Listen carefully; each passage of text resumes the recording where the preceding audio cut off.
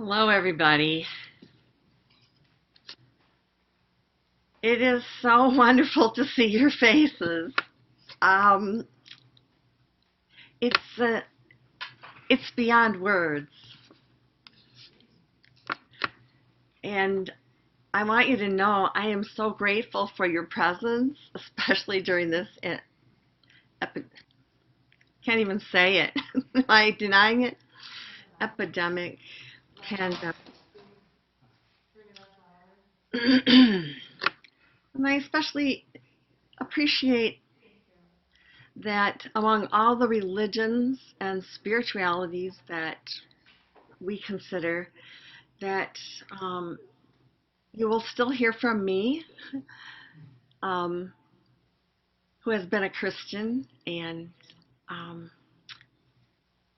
continues to look that direction, as well as so many that you bring me to, week to week. So I'd like to start with a quote from Roald Dahl. You never know where life will take you and what magic awaits. Watch with glittering eyes the whole world around you, because the greatest secrets are always hiding in the most unlikely places. Those who don't believe in magic will never find it. I want to make sure that I call your attention to this book. It was brought to me by John Lang, and we've actually heard it read from in these very meetings, but it was very helpful to me as I was pondering joy. The Book of Joy by Desmond Tutu and the Dalai Lama. I've been thinking about joy for a few months now. I think it's because I've been asking myself so many questions. And I think that I have more joy now than when I was younger. And I wonder why. I've taken time to notice now how my brain works, how my body feels, and how my emotions experience joy. We even say the word joy creates a deep space, an open space in the heart. Try saying it just now, not quickly, but with awareness. Joy. Can you feel the depth that joy has inside of you? It's a coveted feeling, I believe, and a very special one. Who doesn't want more joy? Through all this time, in thinking about it, I've come to some definitions that you may agree with or not. The dictionary definition is joy is a feeling of great pleasure and happiness. So that leaves a lot for personal discretion, I think. We all know it when we're feeling pleasure.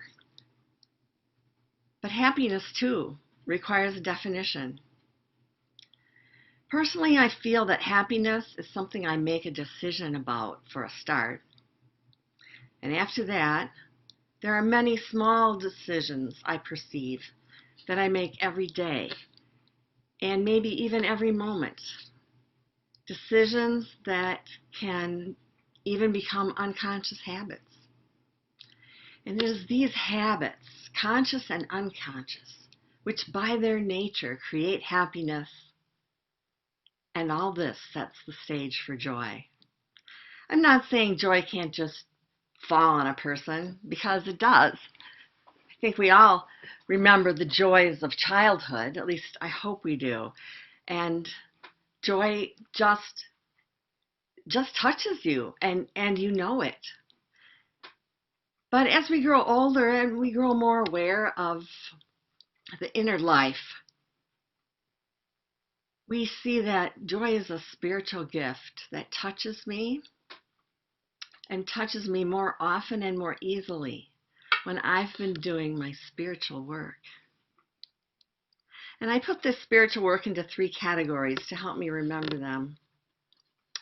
The first one is noticing the minute wonders that enter my awareness unannounced and unsung. These days, actually seeing a real person is an event. Because of that, I've come to notice how all people are essentially ordinary, but also all are amazing, all are gifted, and all are unique. I notice how even people I see regularly on Zoom change from week to week. Hair just keeps going, pandemic or none. And when we have only faces before us, it is much easier to note the emotion in that person, which is unvoiced. Since the holidays now, I've had some plants to take care of, and they are 2 different poinsettias. They need water every day, so I try to be faithful to them. But I am not by my nature faithful. In fact, every bit of faithfulness in me has to be created, I sometimes think. I'm ADHD, or actually ADD, now that I'm older, move a little slower, but I'm erratic at my core. Still, the plants need to be watched and watered. When I deviate from their needs, they talk to me. Silently, of course, but they are quite clear. If they need more water, their leaves change their angle. Instead of hanging from their stem at roughly 45 degrees, they lower. Before COVID slowed me down, I had little notice of this detail and even less care. But as I noticed this event, I recalled that what actually makes the stem stand up erect is the constant movement of water inside the stem. It's a part of the wonder of life, which can give me joy. Just a few days ago, when the snow was melting away, just for no reason, I looked out the window, and there in the snow, about 4 feet below me, I saw 2 points of reflection like twinkling stars coming out of the snow. My first thought was, there must be something shiny on the ground, like a piece of jewelry. Maybe it's lost. But no, those shiny dots in the snow were simply snow particles that were placed exactly right so that the sun shining on them reflected up into my eye. Again, the wonder of life, and it brought me joy in that very moment. Watching and remaining in the moment brings so much joy. Well, what a wonder that we are here in this moment to notice these things or not, to realize again that this web of life we are walking through works beyond our knowing and our permission. The second spiritual practice I find that increases my joy is to recall that our memories are wonderful and they can be a great joy for us. Again, I can take time for these thoughts or not. I can review them and marvel or not. But I find when I take time for my memories, I may have the chance to make new connections and gain still more memory than I knew I had. And through that, I gain more understanding about life, the wonder of it all, and in particular about my own life. We all know we have memories, but so what? They come to us at odd times. So what, right? Memories can be a big source of joy. They are never insignificant, but we have to take time for them to do their magic. My dad passed over 20 years ago, but I can still recall conversations that we had. When I remember my dad speaking, I can see his face and I can feel his emotion. And I can go back to that wonderful place. when this joy was first begun.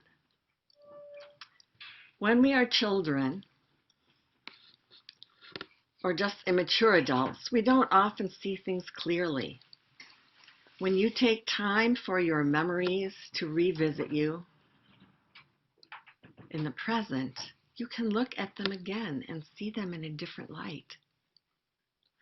My father sometimes seemed gruff when I was a child, but upon further notice, I'm sure he was just fearful that his children might not have a pleasant experience of life.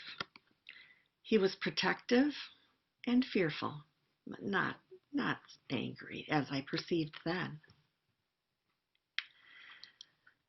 The third spiritual practice that I see bringing more joy is meditation.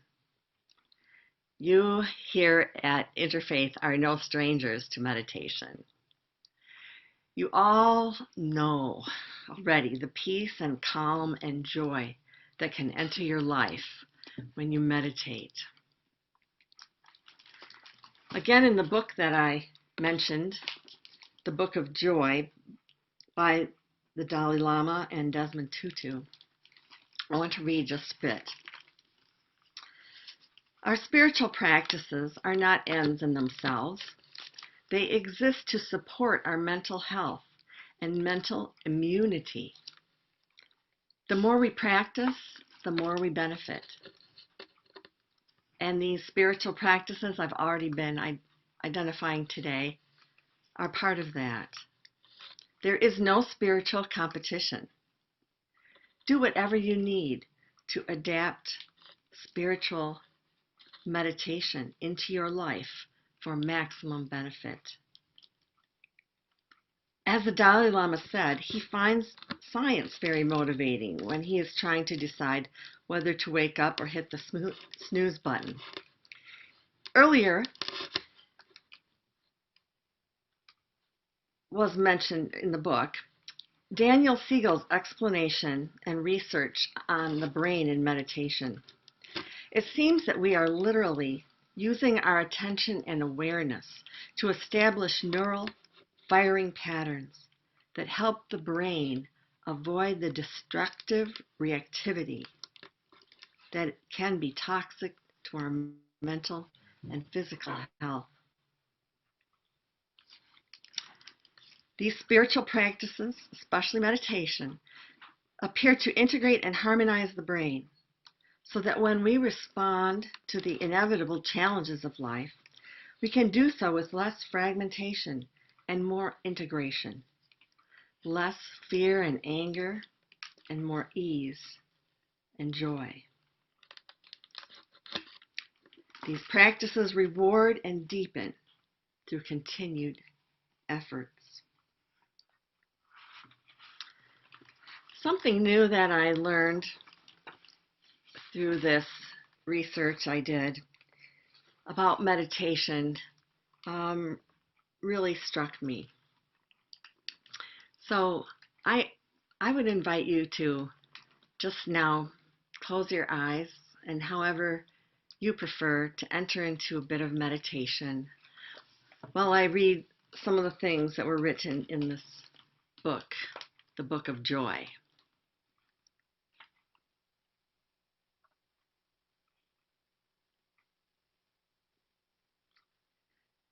Close your eyes and take several long breaths through your nose.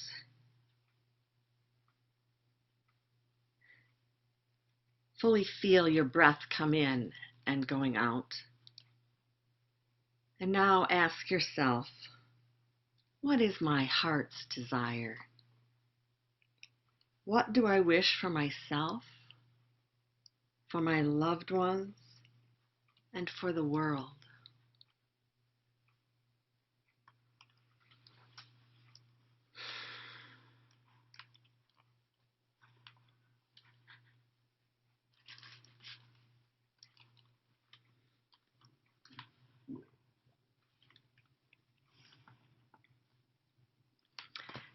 After you've considered your heart's desires, then state your intention for the day.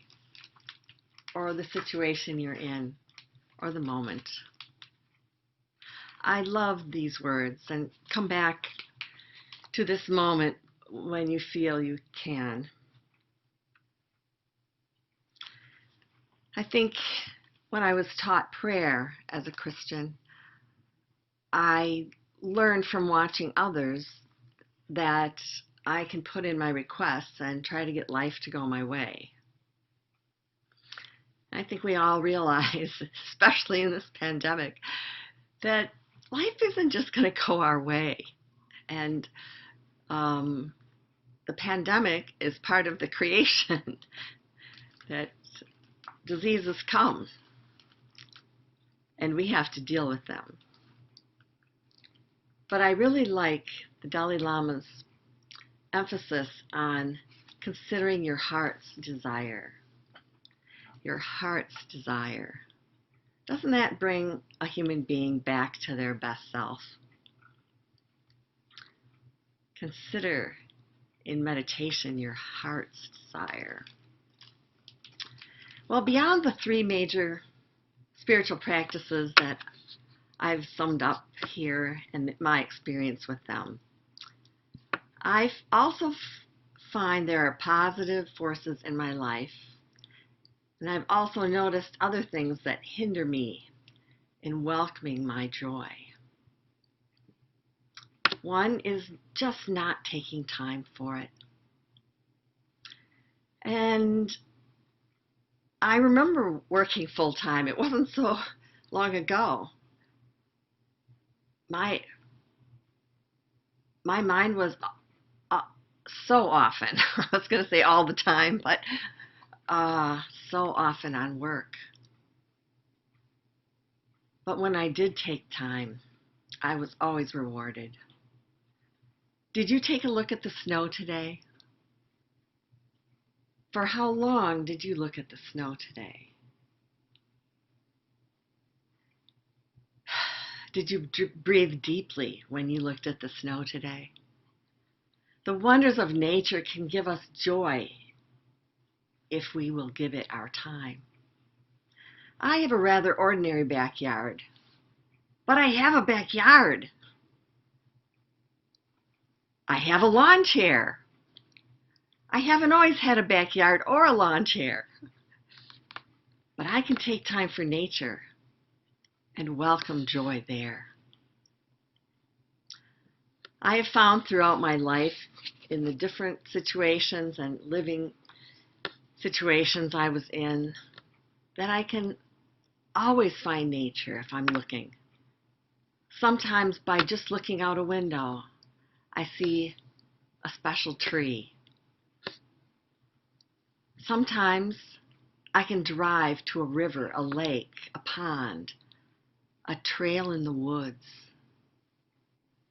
I can look at the clear sky at night and find joy.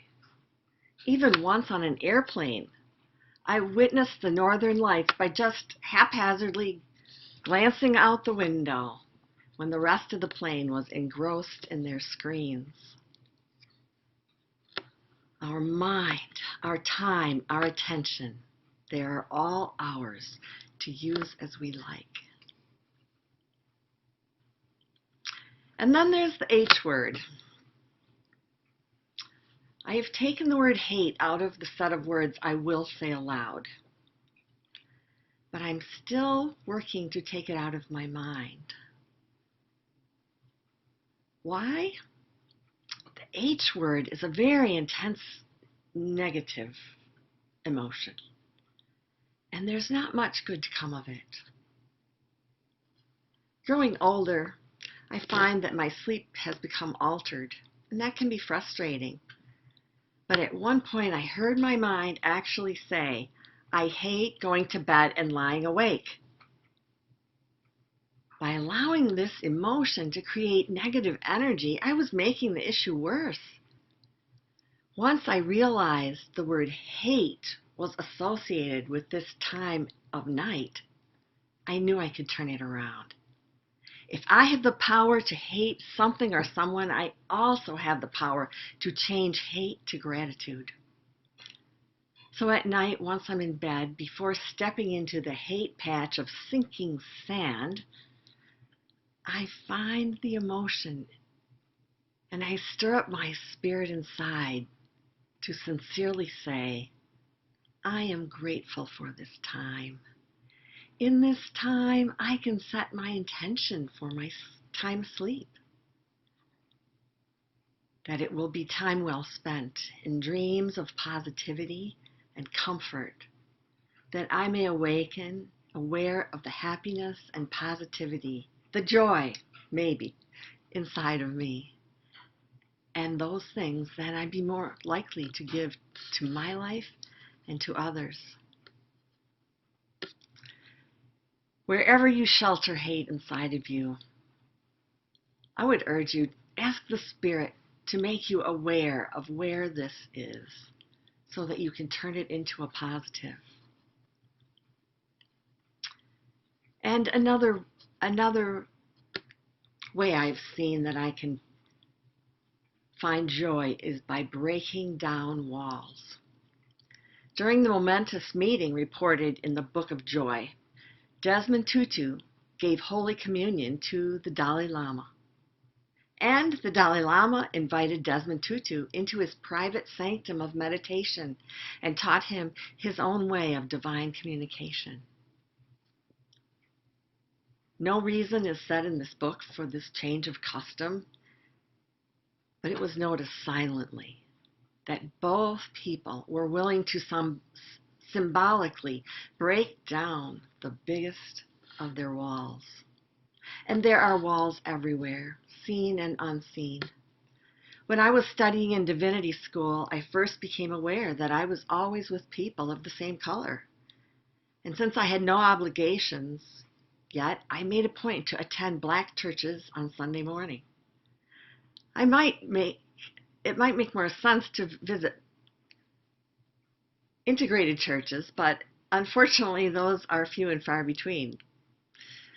But I also visited Hispanic churches, those of Vietnamese people, and Hmong, or Hmong, that's how you pronounce it, I think. Race is a big wall in America, but there are things we can do to at least start breaking the process. I wanted to read one more small thing to you. And it looks like I lost my bookmark.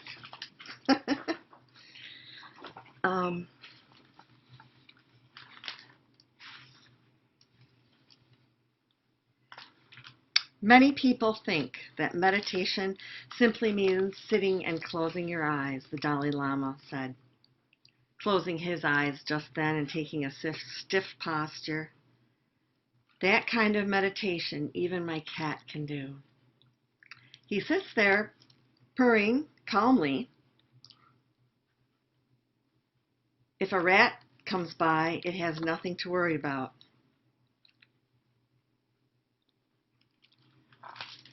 Take your time with meditation. Find your own ways. And welcome joy. Don't avoid it. When it comes to you, notice it.